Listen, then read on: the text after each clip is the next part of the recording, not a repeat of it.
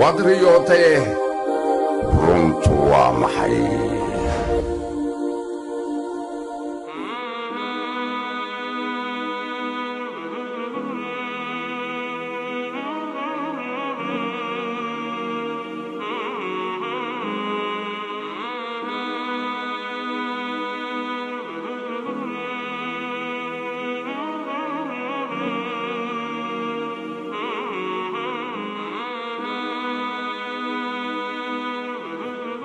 بسم الله الرحمن الرحيم الحمد لله رب العالمين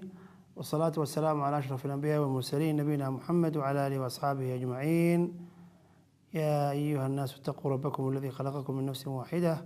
وخلق منها زوجها وبث منهما رجالا كثيرا ونساء واتقوا الله الذي تساءلون به والأرحام إن الله كان عليكم رقيبا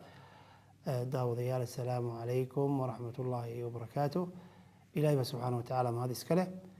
وحين كذا جنا برنامج كأني وادري وتيرون توام حي قيبتي صدحات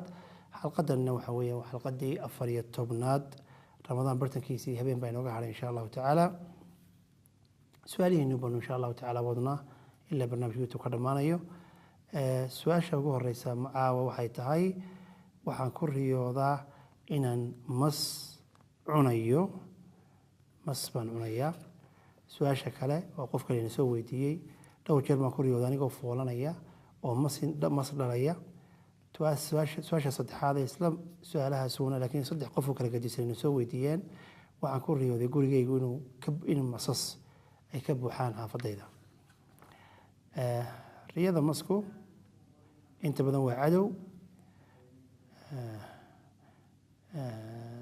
أو دبتي سوتا تاو رسالة تروح عن كل رياض يعني جو هيلب عنيا هيلب أما عنيا مص قف كل رياض مص كأنه عني cadowgiisa ayuu dhaqaale ka helayaa waxay culimada bari ku fasiraan farxad iyo rayn inay tahay marka waa riyo fiican haddii qofka dumarka ku riyooto iyadoo umuraysa ama iyadoo foolanaysa masna dhashay waxay guursanaysaa qof xaakima ama madaxweyne ama amiir inankeeduna wuxuu noqonayaa xaakim oo wadanka muddo kadib isaga riyada muddo kadib isaga wadanka maamuli doona kadalka waxaa soo raacday qofku ku riyoodo in masi gurigiisa soo galay qofkaasi wuxuu guursanayaa